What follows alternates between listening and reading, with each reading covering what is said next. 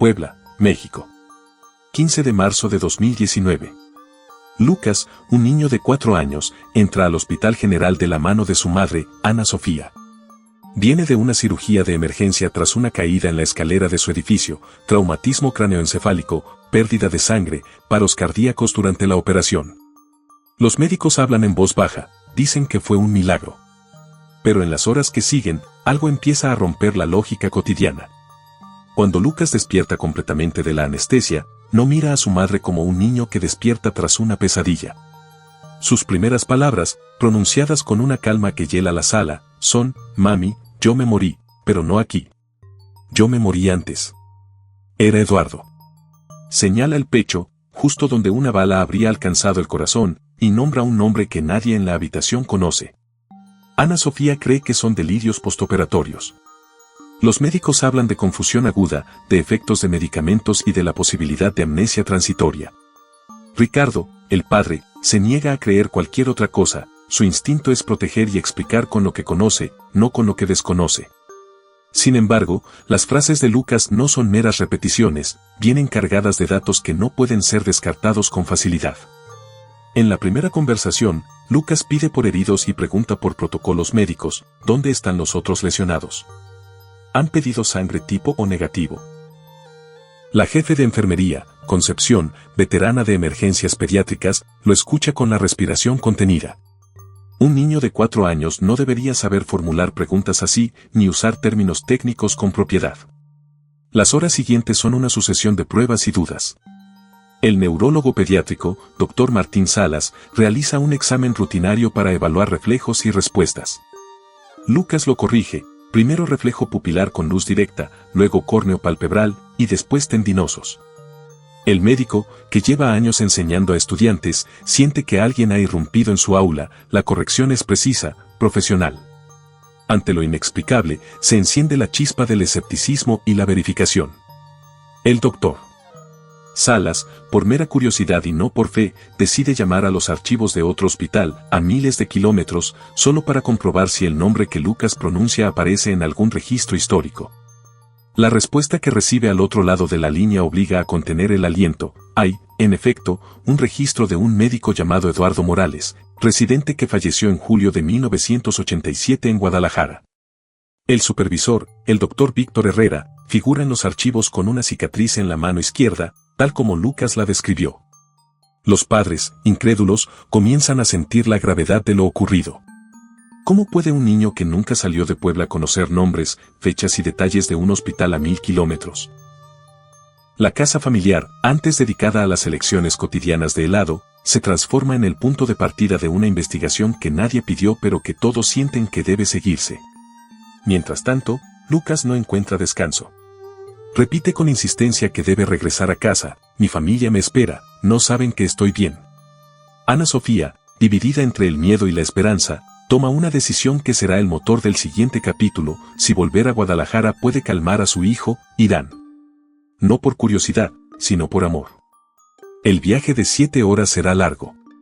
El coche va cruzando carreteras que Lucas describe antes de verlas, indicando giros y nombres de avenidas con una seguridad que desconcierta. Ricardo conduce, con el ceño fruncido, y Ana Sofía mira por el espejo retrovisor al niño que, a ratos, parece el mismo que era, y a ratos habla como un adulto que trae una historia ajena. Cuando la casa azul con portón blanco aparece en la dirección indicada, nadie respira. Ana Sofía apresuró el paso y Ricardo apagó el motor. El silencio era denso, expectante, casi sagrado. La casa azul se alzaba en la esquina como una memoria detenida en el tiempo. Las ventanas tenían cortinas gruesas y el jardín delantero estaba cuidado con flores que parecían ajenas a los años. Cuando Ana Sofía llamó al timbre, una mujer mayor abrió la puerta con las manos aún mojadas de regar. Se llamaba Rosa López y su rostro se transformó en una mezcla de incredulidad y reconocimiento al escuchar al niño. Lucas no dudó ni un segundo. «Mamá Rosa, volví. Soy yo, Eduardo». La frase cayó en la entrada como una llave que abría una puerta cerrada desde hace décadas. Rosa dejó caer la regadera, sus ojos se llenaron de lágrimas que antes parecían reservas de un duelo largo. «¿Cómo?», balbuceó. «¿Quién es este niño?». Ana Sofía, con la voz temblorosa, explicó que venían de Puebla y que el niño decía recordar a alguien llamado Eduardo. Rosa, que había vivido años con la habitación intacta porque nunca tuvo valor para mover las cosas, abrió los brazos y, por un instante, permitió que la incredulidad se mezclara con la esperanza. Invitó a la familia a pasar. Lucas caminó por la casa con la naturalidad de quien regresa a un lugar propio. Señaló la mesa donde solía estudiar, recordó el sitio de la radio, y llamó por su antiguo apodo, Chinito, provocando que Rosa soltara un sollozo que parece un alivio. Caminar por la casa fue como atravesar un archivo vivo. En la sala, había objetos que Rosa había preservado, una bata amarillenta, un diploma enmarcado con años de polvo, y una foto en blanco y negro de un joven con uniforme. Lucas se acercó y tocó la fotografía con cuidado. «Ese soy yo», dijo, y el silencio de la sala se volvió espeso. Ana Sofía y Ricardo comenzaron a tomar fotos, atentos a cada detalle que el niño señalara. Lucas dirigió sus pasos sin titubear hacia el cuarto al que, según dijo, pertenecía a Eduardo. Rosa abrió la puerta con manos temblorosas. La cama estaba exactamente donde ella la había dejado, la cómoda conservaba cajones sin tocar. El niño abrió uno de ellos y sacó un sobre con papeles amarillentos. «Aquí están mis cosas», dijo. Entre diplomas, una identificación y un viejo estetoscopio había también una pequeña maleta médica cubierta de polvo. Ricardo, sorprendido, miró a Ana Sofía sin saber qué decir. Pero lo que más conmovió no fueron los objetos sino las certezas que Lucas parecía poseer sobre su propia vida anterior. Se detuvo frente a la mesita de noche y contó con detalle pequeñas escenas, la enfermera que le daba dulces de miel, un procedimiento que no salió bien, una discusión en el pasillo sobre seguridad de medicamentos. Rosa, incrédula, empezó a relatar recuerdos que solo una madre podría tener, la manera en que su hijo arrugaba la frente cuando algo le preocupaba, el olor del café que preparaba en las guardias nocturnas. En un momento, Lucas se acercó al espejo del baño y señaló con decisión: «Atrás del espejo hay un sobre con fotos. No se lo dije a nadie porque ella estaba casada». La frase dejó helados a todos. Subido a una silla, quitó el espejo y, exactamente donde dijo, apareció un sobre amarillento con fotografías y dedicatorias al reverso. En ella se veía a una joven morena con una sonrisa tímida, y en las notas se leían frases de amor dirigidas a Eduardo. Rosa rompió a llorar, esta vez con lágrimas que no eran solo del pasado sino de la confirmación de una memoria compartida. Las cartas hablaban de un amor prohibido, de planes truncos, de promesas que quedaron pendientes. Ana Sofía llamó a su marido y le explicó lo encontrado. La incredulidad empezaba a tambalearse bajo el peso de lo tangible. En el jardín, Lucas pidió con cierta urgencia excavar un punto concreto. «Allí enterré una caja con mis cartas». Al principio fue recibido con escepticismo, pero Rosa, guiada por la exactitud del niño, tomó una pala. A 1 metro de profundidad la pala golpeó algo metálico. Era una caja oxidada. Cuando la abrieron, el aire olía a tiempo. Dentro, cartas, papeles y una pequeña cajita con objetos personales. Entre las cartas, una última fechada pocos días antes de la muerte, con una letra que aún conservaba la calidez de quien escribe para despedirse. La escena de descubrimiento dejó a todos pálidos. Allí había material que podía ser cotejado, fechado y verificado. Antes de salir, Rosa pidió una copia de la identificación que Lucas había señalado. En la mesa, con manos que tardaron en recuperarse del temblor, encontraron una ficha antigua: Eduardo Morales. La fecha de nacimiento, el cargo de residente y una referencia al Hospital Civil de Guadalajara figuraban en el papel. Ana Sofía respiró con dificultad. Ricardo cerró los puños. La Casa Azul dejaba ahora de ser solo un lugar para convertirse en el primer eslabón de una cadena de pruebas que nadie esperaba. Mientras se preparaban para volver a Puebla, Lucas miró por última vez la habitación y susurró: «Ahora necesitan encontrar mi lugar. No estoy descansando donde debería». La frase cayó como una sentencia que pediría respuesta. Rosa, con el rostro compungido, tomó una decisión que cambiaría el rumbo de todos. Buscarían los archivos del hospital y seguirían las indicaciones del niño. No por sensacionalismo, sino para devolver a aquel joven lo que le faltaba, una verdad que la muerte había dejado incompleta. La ciudad hospitalaria de Guadalajara ofrecía otra atmósfera: pasillos largos, papeles amontonados y archivadores que olían a tiempo. Rosa, Ana Sofía, Ricardo y Lucas entraron al archivo central, guiados por Patricia, una mujer de voz serena que trabajaba en el hospital desde hacía décadas. Ella, primero escéptica, fue cediendo ante la insistencia de la familia. Algo en la voz del niño la conmovió. Patricia abrió una carpeta polvorienta y extendió ante ellos actas, fichas de ingreso y fotografías en blanco y negro. Entre los papeles apareció una ficha que confirmó lo que Lucas había dicho: Eduardo Morales, residente de emergencias, fallecido el 18 de julio de 1987. El supervisor anotado era el doctor Víctor Herrera, con una referencia a una cicatriz en la mano izquierda. Las manos de Ana Sofía temblaron. Ricardo cerró los ojos un segundo, luego volvió a mirar a Lucas como si esperara ver en su rostro una explicación.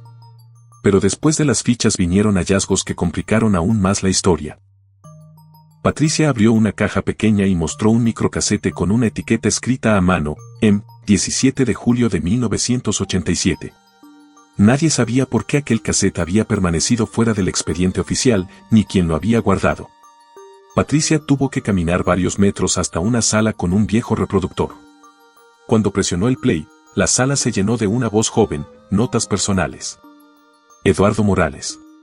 17 de julio de 1987. Acabo de terminar la guardia y hay algo extraño en el área de medicamentos. La voz era firme, elegante, la de un joven que hablaba para sí mismo. Lo que sucedió después dejó a todos sin aliento. Patricia rebobinó y volvió a presionar play por puro reflejo. En la segunda pasada la voz de Eduardo continuó, y entonces, como si se abriese una puerta en dos tiempos, una segunda voz, la de un niño, respondió desde el micrófono que nadie tocaba. Era Lucas. Carlos, soy yo, dijo con la pronunciación de alguien que ya conocía la grabadora. No podías avisar a seguridad, ¿recuerdas? Regresaron el día siguiente y me mataron cuando traté de proteger a la señora Esperanza. El eco de la frase llenó la sala y el aire pareció volverse más denso. Patricia dejó el reproductor con las manos temblorosas. La cinta duró exactamente 7 minutos y 23 segundos en aquella reproducción extraña, dos voces, separadas por 32 años, conversando como si el tiempo fuera una línea doblada. Nadie en la sala había preparado aquel diálogo, nadie había manipulado la grabación. Al menos eso dijeron los técnicos forenses cuando, semanas después, analizaron la cinta. En el espectro sonoro aparecían dos firmas vocales distintas. La noticia corrió con una velocidad que asustó a la familia. El hospital se movilizó, llegaron policías, periodistas y, finalmente, un equipo de la Universidad Nacional interesado en estudiar el fenómeno. La historia dejó de ser solo de una casa azul para convertirse en un caso que pondría a prueba protocolos y creencias. Mientras tanto, Rosa recogió un papel doblado entre los documentos, una referencia a una exhumación mal documentada, la existencia de una tumba en la sección D y una mención a la tumba 312. Alguien, en algún momento, había archivado esa nota como si fuera irrelevante. Para Lucas, sin embargo, aquella nota era la siguiente pista: mi lápida no está donde me enterraron, dijo con voz baja. Están en el lugar equivocado. 2.3 metros al norte, tumba 312. Allí encontrarán mi anillo de graduación. El relato provocó reacciones encontradas: incredulidad, temor y, para algunos, una necesidad urgente de reparar lo que una vez se había hecho mal. Patricia los miró largamente y, con la peculiar mezcla de valor y cansancio de quien ha visto demasiado, dijo: si hay algo que podamos hacer para ayudar a esta familia, debemos hacerlo con cuidado y con todas las garantías. Hay procedimientos legales y peritajes que seguir, pero si el lugar existe, lo vamos a buscar. La exhumación se programó con la solemnidad de quienes saben que entran en terrenos sagrados. Hubo permisos, firmas y un silencio denso en la madrugada cuando el grupo llegó al cementerio municipal de Guadalajara. Patricia, Rosa, Ana Sofía y Ricardo, acompañados por peritos forenses y un representante del Ministerio Público, recorrieron la sección de hasta la tumba 312. Las coordenadas que había dado Lucas se repitieron una y otra vez como una letanía: 2.3 metros al norte. Los sepultureros abrieron la tierra con cautela mientras los presentes contenían la respiración. La pala golpeó algo sólido a la medida exacta que el niño había señalado. Al remover la última capa de tierra apareció un ataúd de madera con herrajes dorados, sorprendentemente intacto. Los forenses colocaron el equipo y, ante cámaras discretas y ojos que no querían creer, abrieron la tapa. Dentro había un cuerpo joven, vestido con un saco azul que conservaba, en la solapa interior, un bolsillo con un sobresellado. En la mano izquierda del difunto brillaba un anillo de graduación con las iniciales EM grabadas en su interior. Patricia sollozó. La coincidencia con la descripción de Lucas era exacta. Las autoridades procedieron con el protocolo, fotografías, cadena de custodia, análisis y traslado a la morgue para peritaje completo. Los análisis preliminares fueron fríos en su lenguaje, la dentadura, la conformación ósea y la ropa coincidían con los registros del hospital de 1987. Las huellas digitales, cotejadas con las fichas antiguas, arrojaron una coincidencia indiscutible. Eduardo Morales, cuyo nombre había parecido una invención infantil, ahora tenía respaldo científico en la mesa del forense. La noticia, de nuevo, se salió de control. En la morgue, Rosa se sentó con las manos en la falda, mirando el ataúd sin verlo. El tiempo, que hasta entonces había sido una línea imprecisa, se cerró sobre ella. 10 minutos después, Ana Sofía se acercó con la grabación original en un sobre. Era la cinta que Patricia había reproducido en el archivo. Había sido analizada por técnicos en audio forense, sus firmas revelaban dos voces distintas, sin indicio de manipulación digital evidente. La cinta, según el informe preliminar, no podía haber sido fabricada con tecnologías domésticas contemporáneas. Mientras los técnicos redactaban los primeros dictámenes, Rosa pidió algo que nadie esperaba, hablar con su hijo. Frente a la caja, tomó un aire profundo y dijo, como si nombrara a alguien ausente, Eduardo. La voz de Lucas, que por semanas había sonado grave y ajena en su boca, resonó en la memoria de los presentes. El niño permanecía en Puebla con sus padres, pero la repercusión del hallazgo empujó a los investigadores a pedir su presencia para nuevas entrevistas y pruebas, siempre con protocolos diseñados para proteger su integridad. La exhumación representó, además, el primer paso para ordenar una cadena de hechos que durante décadas quedó dispersa. Entre los papeles del expediente encontrado en la tumba había una carta doblada con letra temblorosa dirigida a una tal Ana María. La caligrafía coincidía con la dedicatoria que Lucas había mostrado en las fotografías halladas en la Casa Azul. En la carta, fechada el 15 de julio de 1987, el autor hablaba de un amor prohibido, de un futuro que planeaban y de miedos que no lograron vencer.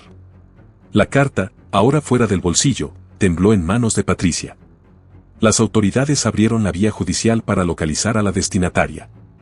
En paralelo, un equipo de la Universidad Nacional se acercó al caso con cautela científica, neuropsiquiatras, psicólogos y técnicos en audio comenzaron a organizar protocolos de observación que pudieran documentar sin explotar al menor.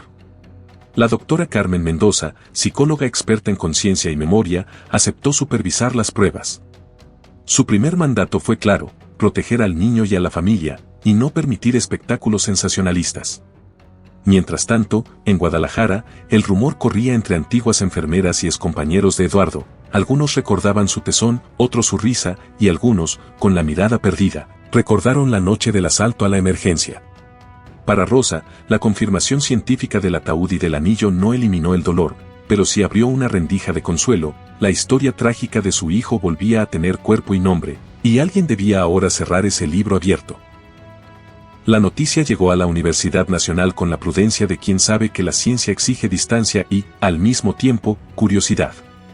Un equipo interdisciplinario encabezado por la doctora Carmen Mendoza instaló un protocolo, observación controlada, grabaciones en doble cadena de custodia, evaluaciones neuropsicológicas y sesiones con psicólogos infantiles. El objetivo era doble, documentar y, sobre todo, proteger a Lucas. Las primeras sesiones se hicieron en una sala cerrada de la facultad. Lucas fue acompañado por Ana Sofía y Ricardo, una trabajadora social estuvo presente todo el tiempo. Se le aplicaron pruebas estandarizadas de desarrollo y memoria, y se registraron sus palabras en cámaras selladas. En varias ocasiones, el niño repitió fragmentos que remiten a la vida de Eduardo, nombres de colegas, el ritual de la guardia nocturna, detalles de procedimientos. Los especialistas anotaban, medían y, con la frialdad necesaria, buscaban alternativas, confabulación, influencia inadvertida de los padres, coincidencias. Paralelamente, técnicos en audio forense sometieron el microcasete a baterías de pruebas. Compararon espectros, timbres y patrones de resonancia, comprobaron que la cinta original no había sido editada con software común, y que la firma acústica de la voz joven coincidía con la hecha en 1987. A su vez, el análisis de la voz del niño mostró características compatibles con su edad y fisiología, no obstante, el patrón de información era el verdadero enigma. Datos verificables y precisos que el menor no podía haber conocido por vías comunes. La prensa, inevitable, empezó a presionar. Reporteros llamaban al hospital y a la universidad, las redes sociales convirtieron frases aisladas en fragmentos virales. La doctora Carmen dio un comunicado breve y cauteloso: estamos ante un caso complejo que debe investigarse con rigor y respeto. Por ahora, la prioridad es la protección del menor. La respuesta pública fue polarizada. Algunos exigieron mayor transparencia y documentos, otros acusaron a la familia de aprovecharse del fenómeno. Entre sesiones y análisis, surgieron testimonios que añadían contexto. Excompañeros de Eduardo recordaron la fatiga de las guardias, su risa nerviosa y su compromiso con pacientes vulnerables. Una enfermera, ya retirada, narró cómo Eduardo discutía a veces con la dirección por protocolos de seguridad. Esos relatos coincidían con las notas de la grava. Los investigadores miraban con especial cuidado la dinámica familiar. Ana Sofía, agotada por la exposición, buscaba sostén en pequeños gestos, revisar videos antiguos de Lucas, anotar repeticiones y mantener un diario de las frases que emergían. Ricardo, más pragmático, se ocupó de las cuestiones legales, permisos, autorizaciones y la relación con los medios. Su temor era claro: que la vida de su hijo se convirtiera en espectáculo. Mientras tanto, las pruebas científicas avanzaban: análisis de polen en la caja, dataciones, estudios toxicológicos y la peritacia superíndice 3N de las huellas que habían dado identidad al cuerpo exhumado. Todo convergía en una conclusión inquietante: aquello no era una casualidad fácil de explicar. Pero la comunidad académica siguió dividida. Para muchos, la evidencia era fascinante pero insuficiente para concluir algo sobre la continuidad de la conciencia. En un susurro entre los investigadores, alguien sugirió la idea de una reconciliación humana más que una resolución científica inmediata: localizar a la destinataria de la carta, a la mujer que había sido el centro de aquel amor truncado. Patricia, que había abierto las carpetas en el archivo, recordó el nombre completo y un barrio cercano donde podría residir. Contactaron direcciones y, después de varias llamadas, lograron ubicar a una mujer cuyo apellido coincidía con la dedicatoria. El hallazgo prometía ser delicado: un reencuentro forzado podría dañar a terceros.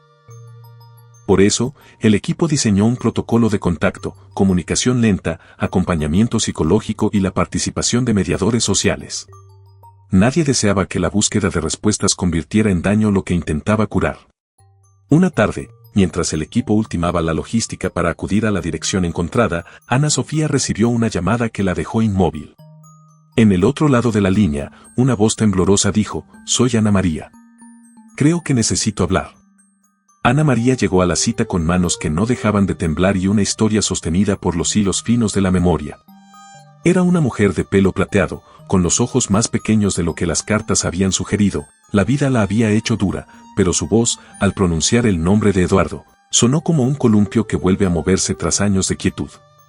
El encuentro se organizó en un centro comunitario neutral, con la doctora Carmen y Patricia presentes como mediadoras. Ana Sofía apretó la mano de Ricardo hasta que las falanges se le pusieron blancas. Rosa, al otro lado de la mesa, veía en el rostro de la visitante un reflejo trastocado de los retratos antiguos. Lucas, por indicación del equipo, observaba desde una sala contigua, protegido tras una puerta entreabierta que le permitía escuchar sin exponerse. Ana María abrió su cartera con la precaución de quien guarda cosas que pueden herir. Sacó una fotografía gastada y la ofreció a Rosa. Era Eduardo, de perfil, en un día que le parecía lejano. Sus dedos rozaron la imagen con respeto, como si pudieran transmitir calor. Al preguntarle por la carta, Ana María cerró los ojos un instante y, con una sinceridad que dolía, contó una verdad parcial: Eduardo y ella habían amado en la clandestinidad, habían planeado huir, pero algo lo impidió. Aquella noche de julio hubo un llamado, una confusión y, después, el rumor de una violencia que nadie quiso nombrar. El relato de Ana María no trajo respuestas cerradas, pero sí una versión que encajaba en espacios vacíos. Habló de presiones internas, de protocolos que se rompían por la necesidad de salvar a un paciente, y de una amenaza que pasó de palabras a hechos en el lapsus de una guardia mal custodiada. Cuando mencionó nombres, los investigadores tomaron nota con rapidez: posibles testigos que podían estar aún vivos o huidos por vergüenza o miedo. Lo que más conmovió a la familia fue la forma en que Ana María nombró a Eduardo: no como un héroe glorificado, sino como un hombre que tenía miedo y que, sin embargo, eligió quedarse. Rosa sintió que el alma de su hijo se hacía presente en la manera en que la mujer describía sus pequeñas torpezas, su forma de acariciar el delantal antes de entrar a una sala, el modo en que tarareaba una canción sin pensar. Después de la conversación, el equipo propuso avanzar con cautela. Localizar y entrevistar a los nombres que Ana María había pronunciado, cotejar datos y abrir, si era posible, expedientes de aquellos años que parecieran inconsistentes. Carmen Mendoza insistió en que todo debía realizarse con criterios éticos, evitando la espectacularización y priorizando el resguardo del menor. La búsqueda de testigos reavivó historias que muchos preferían mantener dormidas. Un exjefe respondió con evasivas, una enfermera, que al principio negó cualquier recuerdo, terminó por confesar que hubo noches en las que la seguridad del hospital brillaba por su ausencia. Mientras tanto, Lucas seguía siendo observado en sesiones que, poco a poco, mostraban cambios, pequeños actos, gestos y silencios que parecían no pertenecer únicamente a un niño de 4 años. En una de esas sesiones, bajo la mirada atenta de la doctora Carmen, Lucas se quedó en silencio y repitió una frase que nadie había escuchado antes: no me dejaron avisar. Las palabras eran cortas, pero cargadas.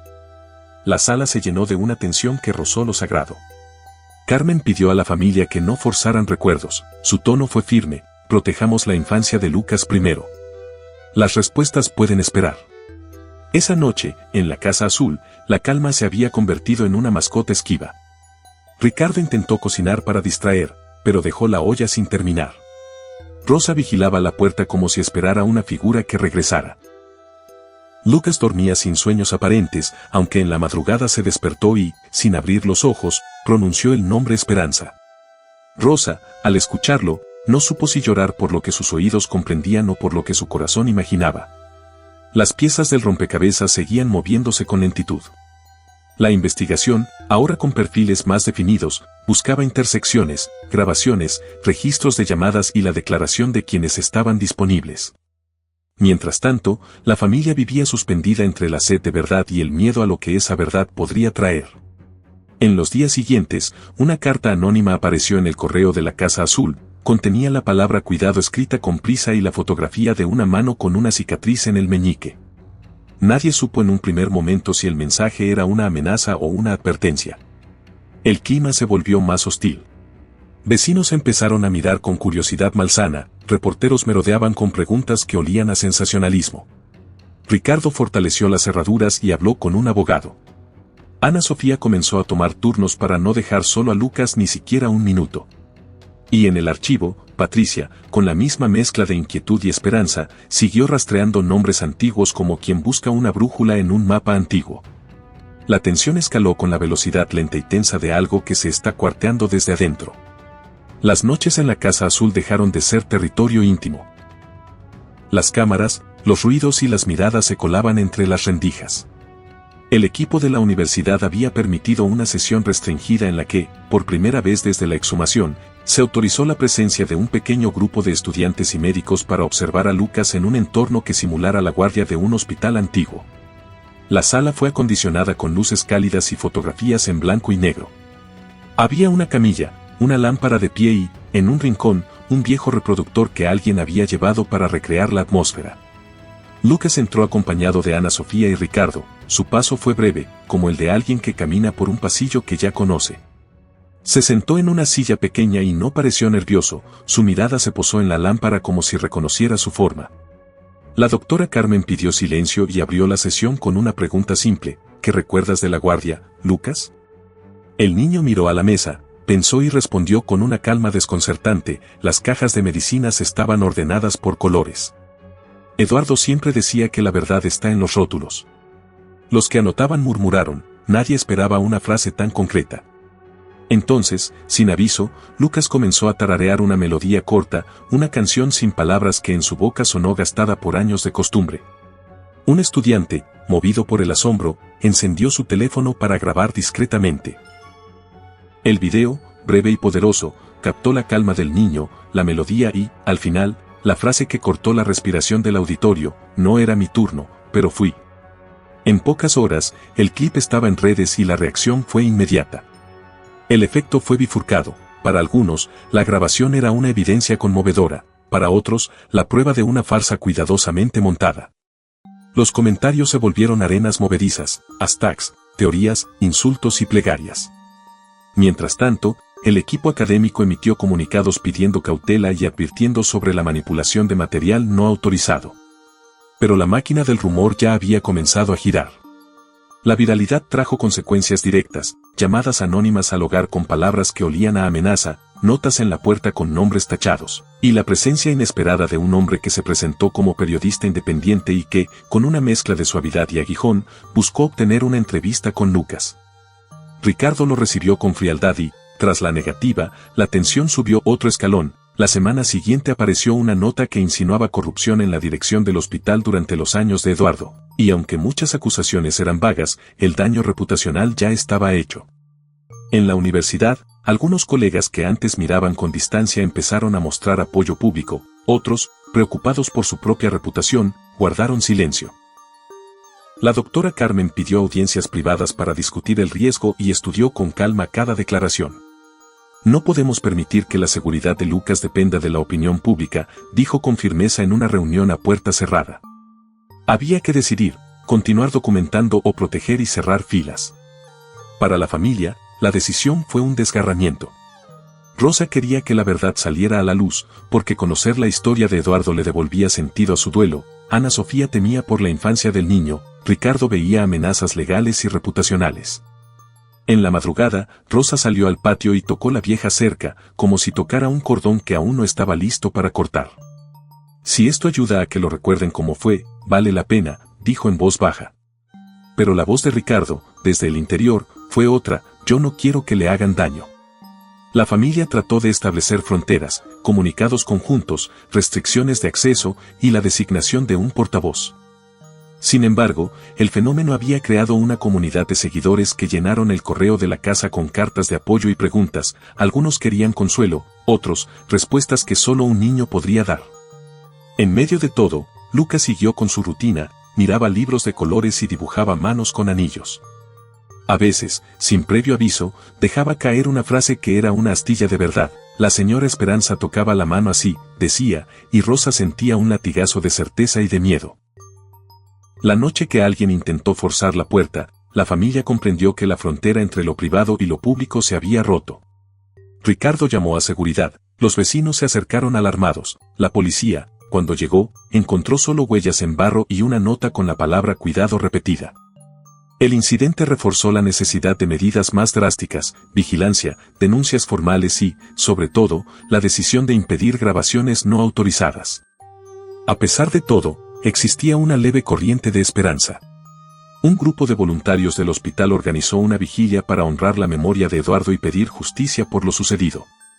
La vigilia fue pequeña, pero sincera: flores, velas y la lectura de fragmentos de la carta encontrada en la tumba. Rosa asistió y, por primera vez desde el hallazgo, sintió que su hijo volvía a ser recordado con ternura. La historia, sin embargo, aún no estaba resuelta. En la oscuridad, alguien observaba, y la verdad, con sus piezas delicadas y peligrosas, parecía resistirse a ofrecer la última palabra. La mañana siguiente a la vigilia, la casa amaneció con un silencio diferente, uno que parecía contener lo que todavía no se había atrevido a decir. Ana Sofía encontró a Lucas en la cocina, tocando una taza con la misma inquieta lentitud con la que dibujaba anillos en sus hojas. ¿Estás bien?, le preguntó, y él respondió sin mirar: a veces la guardia huele a café quemado y a pastillas nuevas. Sus palabras cayeron sobre ellas como la confirmación de una memoria que no sabe pedir permiso. Mientras tanto, en la facultad, la discusión entre documentar y proteger se convertía en un pulso de egos y responsabilidad. La doctora Carmen se enfrentó a preguntas que iban más allá de la ciencia. ¿Qué ética guía a quienes estudian a un niño que podría ser la copia viva de otra vida? Los estudiantes, fascinados, pedían más sesiones. La administración, asustada por la mala prensa, recomendaba cautela. En los pasillos, algunos proponían pedir apoyo legal, otros, cerrar filas y no hablar. En la casa, las llamadas online y las cartas con ofertas plagadas de promesas y obligaciones se mezclaban con paquetes de flores enviadas por desconocidos. La línea que separaba el reconocimiento del oportunismo se volvía delgada, y Ricardo comenzó a asistir a reuniones con abogados. Tenemos que protegerlo, repetía, pero su voz también llevaba el cansancio de quien ha tenido que proteger lo que no puede controlar. Una tarde, llegó a la puerta una mujer mayor que dijo llamarse Inés. No llevaba cámaras ni placas, solo una foto arrugada de un hombre joven con sonrisa tímida. Conocí a Eduardo cuando yo era enfermera joven, dijo con voz pequeña. Rosa la dejó entrar con la cautela propia de quien aguarda respuestas y temores. Inés contó historias que tenían el olor de la verdad. Un gesto para acomodar una almohada, una canción que tarareaba entre procedimientos, una manía por anotar los números de los medicamentos en la esquina de los expedientes. Inés no ofreció milagros, ofreció memoria. Trajo una libreta amarilla con nombres y fechas. Al pasar las hojas, el pulso en la casa cambió. Lucas miró la libreta como quien encuentra un mapa que confirma que el lugar por el que camina ya existía antes. «Este eres tú», dijo Inés, señalando una nota donde estaba el apodo con el que Eduardo llamaba a un compañero. Lucas sonrió, como si un eco hubieran encendido en su pecho. Sí. Él decía eso. La libreta permitió una línea de tiempo que la universidad no había podido trazar, pequeñas costumbres, un apodo, la fecha de una operación menor, el apagón que una vez dejó la guardia a oscuras. Pequeños detalles que parecían hechos puntuales, pero que, al alinearse, formaban un patrón que a algunos les resultó imposible de ignorar. Sin embargo, con cada nuevo hallazgo, la presión afuera aumentaba. Un programa matutino hizo un segmento que mezcló sensibilidad y espectáculo, presentadores que buscaban audiencia tocaron con cuidado la historia, y muchos espectadores decidieron que tenían un derecho a opinar. En el barrio, vecinos que hasta entonces habían sido discretos comenzaron a mirar con distancia. En la escuela, padres exigieron explicaciones y varios decidieron mantener a sus hijos alejados. Las redes, implacables, replicaban fragmentos que se descontextualizaban con rapidez. La familia volvió a enfrentarse a la misma decisión que los había enredado desde el principio, seguir permitiendo estudios y entrevistas que podían abrir puertas irreversibles, o erigir un escudo que protegiera la normalidad de Lucas. Discutieron tardes enteras, la pregunta se volvió una herida abierta: ¿qué peso tiene la verdad frente al bienestar de un niño? Rosa pasó largas noches con la libreta sobre la mesa. Leía y releía los nombres, besaba la foto de un hombre que ya no estaba ahí. Por primera vez, sintió que su decisión debía nacer menos del orgullo y más del amor. Si esto le quita la infancia, entonces no vale la pena, le dijo a Ricardo en un momento de rendición. Ricardo, que había visto la puerta forzada y la nota anónima, respondió con la misma firmeza que lo había guiado desde el principio: protegeré su infancia, aunque eso signifique guardar la verdad en un cajón. En la oscuridad de esa decisión, Lucas siguió siendo un niño. Construyó torres con bloques, dibujó manos con anillos y, a veces, se iba a su cuarto tarareando una melodía que nadie más recordaba.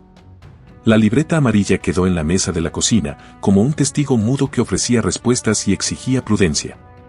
La historia se encontraba ahora en una bifurcación. La memoria colectiva que Inés había traído daba fuerza a la creencia de unos y argumentos a la sospecha de otros. Y en la casa, mientras cerraban las cortinas y atendían al latido cotidiano, la pregunta persistía en el aire: ¿qué es más importante, saber la verdad o cuidar el alma de un niño que aún está aprendiendo a ser?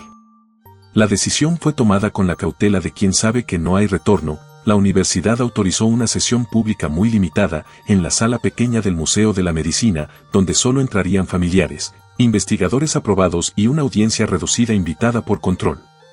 La idea era ofrecer transparencia y, al mismo tiempo, un marco protegido para escuchar a Lucas sin que la narrativa se desbocara. El día llegó con un cielo opaco, como si el mundo contuviera el aliento. La sala olía a madera y a aire de museo, las vitrinas con instrumentos antiguos brillaban a un costado. Lucas fue llevado de la mano por Rosa, su paso fue sereno, pero la tensión era visible en los rostros de los presentes. La doctora Carmen abrió la sesión con una advertencia: hablarían con respeto y solo se grabaría con permiso expreso. Ricardo estaba sentado en la primera fila, con las manos apretadas y la mirada fija en su hijo. La primera parte fue protocolaria: preguntas sobre la rutina, juegos, recuerdos de casa. Lucas respondió como siempre, con frases concretas que a veces sonaban inocentes y otras, terriblemente precisas. Luego, Carmen le pidió que describiera la noche que recordaba con más fuerza. Lucas cerró los ojos un instante y comenzó a hablar de pasillos, de una luz que parpadeaba y de un reloj que siempre sobraba 2 minutos. Habló de una voz que decía el nombre de la enfermera cuando la guardia cambiaba, de un gesto para acomodar una jeringa, de la sensación del uniforme rozando la muñeca. El público escuchaba en silencio, algunos tomaban notas, otros levantaban la vista hacia las vitrinas, como si buscaran allí una confirmación tangible. En un momento, Lucas pidió levantarse y fue hacia una vitrina donde colgaba un chaleco antiguo. Señaló un botón pequeño, pulido por el tiempo, y dijo, este se enganchaba así, con el dedo, Eduardo lo arreglaba cuando se caía. Nadie esperaba que la descripción fuera tan nítida. Un susurro recorrió la sala. Entonces, una mujer se puso de pie. Era Inés, la enfermera que había visitado antes, en su mano llevaba una vieja placa metálica con el número del chaleco. Caminó hasta la vitrina, apoyó la placa en su palma y dijo con voz temblorosa, este botón lo puse yo en otro chaleco, era su costumbre llevarlos cosidos así. Eduardo tenía una cicatriz en la muñeca por una aguja que se le resbaló una noche. Lucas, sin dudar, se acercó y señaló la posición exacta de la cicatriz, aquí daba la aguja, y la piel quedó así. La coincidencia fue tan directa que la respiración colectiva se detuvo. Entre el público, las cámaras de algunos investigadores captaban la escena, en los móviles, fragmentos se compartían con prudencia. Pero fuera de la sala, el rumor se transformaba de nuevo en ruido. En los pasillos del museo, un periodista intentó colarse para obtener una declaración, la seguridad lo interceptó. Ricardo, al ver aquello, sintió que la decisión de hacer pública la sesión pesaba más que nunca. Al término, la doctora Carmen pidió calma y propuso un panel breve para discutir implicaciones éticas y los próximos pasos del estudio. Las opiniones se dividieron con rapidez, algunos defendían continuar la investigación con controles más estrictos, otros abogaban por suspender todo y centrar esfuerzos en proteger a Lucas. Rosa, desde su asiento, solo podía sostener la mano del niño y respirar, con la sensación de que el mundo había cambiado alrededor de su familia. La noche cerró el telón de la jornada con un silencio que no prometía respuestas, sino más preguntas. Mientras la sala se vaciaba y las luces se atenuaban, alguien dejó sobre la mesa del auditorio un sobre sin remite. Ricardo lo encontró al recoger los documentos. Dentro había una fotografía descolorida, un Eduardo joven, con la misma sonrisa tímida de la foto que había traído Inés, y al lado, en letra temblorosa, una nota, no todos los recuerdos buscan consuelo, algunos vienen a avisar. La frase dejó a Ricardo helado. La historia parecía ahora un conjunto de espejos, cuanto más se miraba, más fragmentos devolvían imágenes que no encajaban del todo.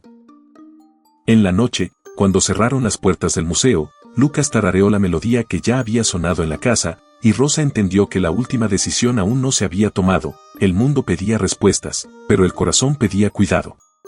La decisión final llegó en una madrugada sin anuncios. Rosa y Ricardo se sentaron en la cocina con la libreta amarilla entre ellos, la lámpara encendida y la casa respirando tenue.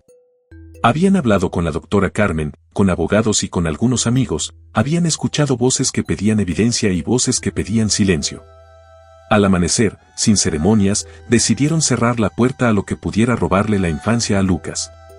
La comunicación fue precisa, la universidad detendría las sesiones públicas y restringiría el acceso, el estudio continuaría, pero con protocolos reforzados y con la prioridad explícita de la protección del niño.